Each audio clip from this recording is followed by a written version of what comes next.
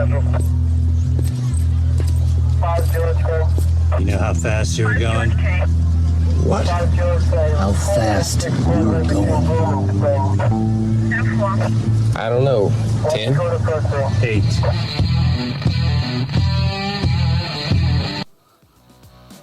Be advised, this is an explicit podcast.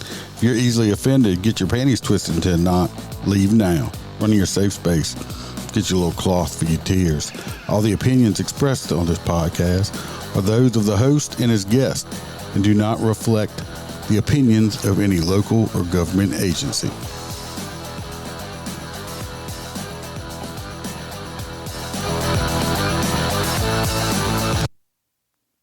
Welcome.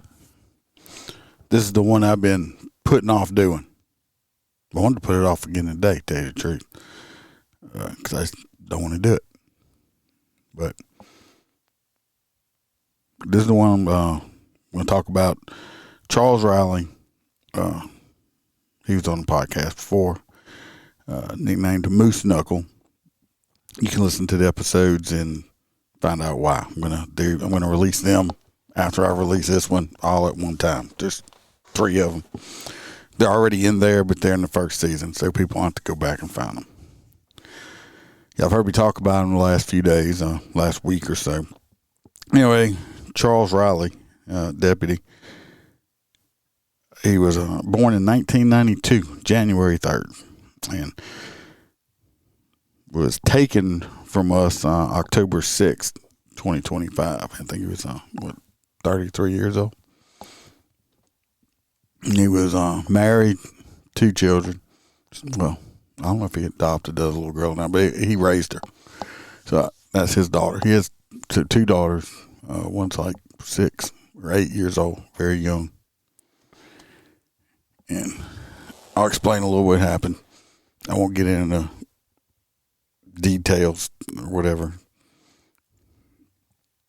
because I'm not sure what everything has been released to the news or not yet. Anyway, he was training. He had a FTO with him, a female, training her. The detectives. This was in the evening time after courthouse had closed. I'm not sure exact time. 8:00ish. I'm thinking. The captain over detectives, Brett Stassi Jr., sheriff's son. I guess just finished interviewing a bad guy. I ain't even saying his name. It ain't worth it. He just a piece of shit, scumbag motherfucker. Anyway,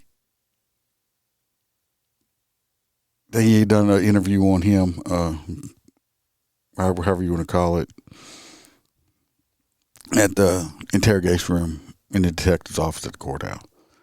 Well, he was going to place him under arrest. I will say for like 5 counts of molesting or raping, however you want to say it, basically his niece.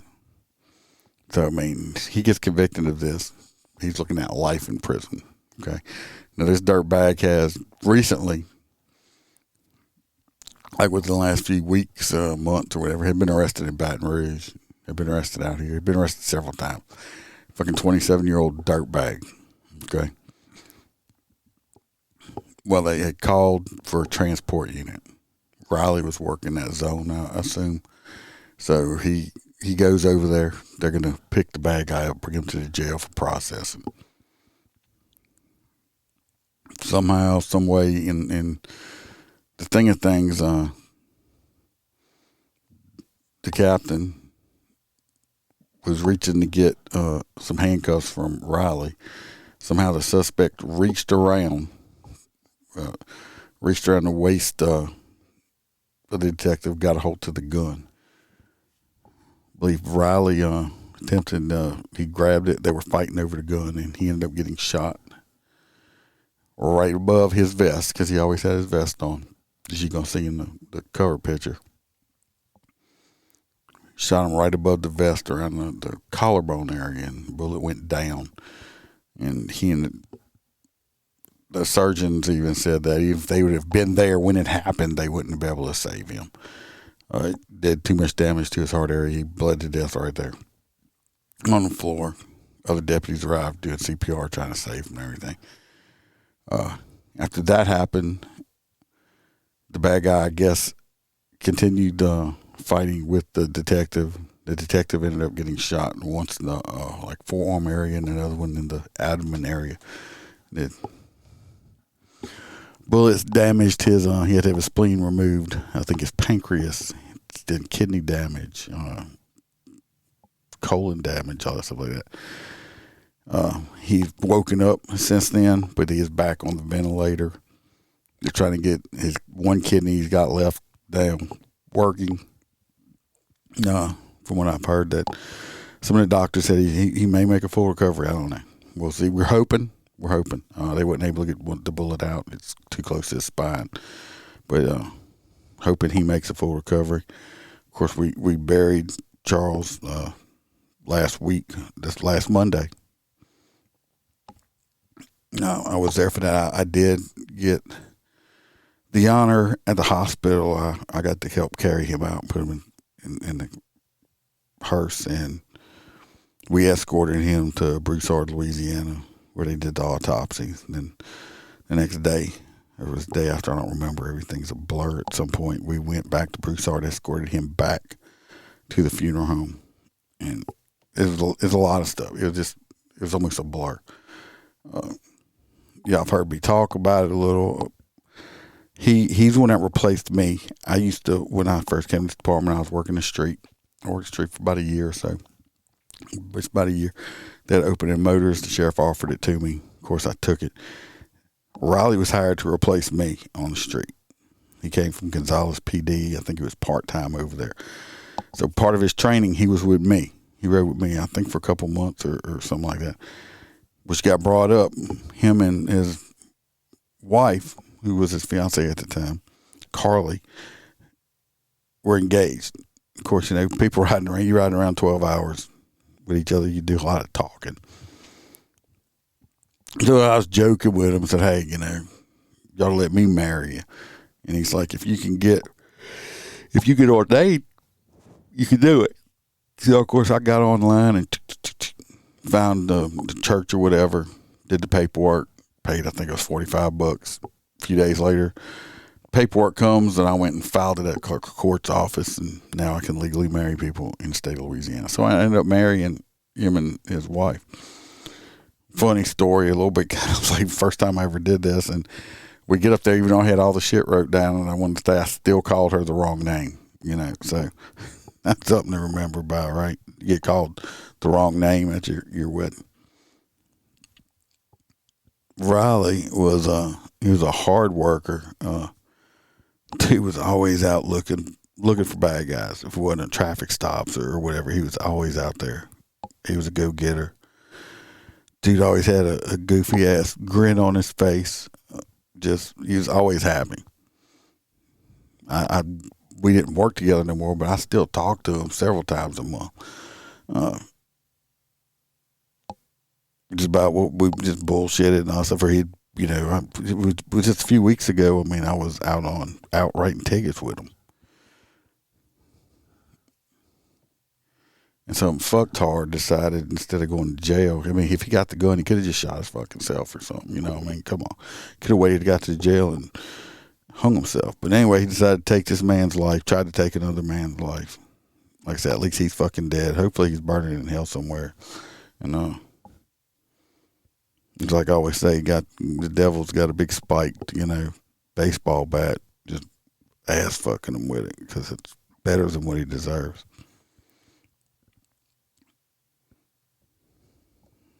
I'm just not. This one ain't gonna be long. I just wanted to do a little introduction on. Like I said, Riley was, like I said, fantastic guy. I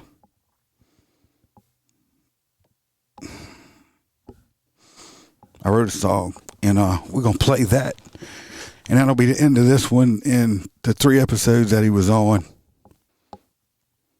will be released right after this. Y'all can listen to it. So here's a song I wrote, and then y'all can do that. Thanks for listening.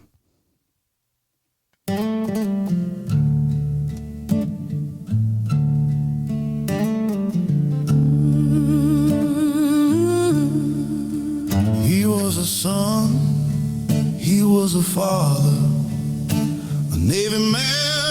served with pride, wore the badge of a deputy sheriff, with honor shining in his eyes, the kind of laugh that could heal the broken, the kind of smile that lit the night.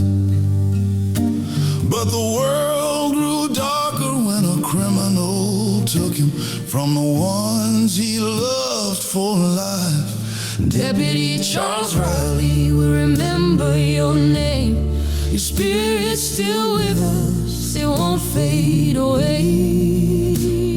A brother, protector, a hero to the end. Hearts are heavy, but we'll see you again. The jokes you told could fill the silence. You brought light everywhere you go. From the streets to the station, they'll never forget the strength and the kindness you showed. Though the flag is folded, the watch is over, your legacy still carries on. In the laughter of your children, in the stories we tell, in the place where your memory belongs. Deputy Charles Riley, we'll remember your name. Your spirit's still with us, it won't fade away. A son, a dad, a veteran, true. The world was better just for knowing you. And the sirens cry out like an old church bell for a hero who gave, and he gave so well. The thin blue line is weaker tonight, but heaven gained a warrior of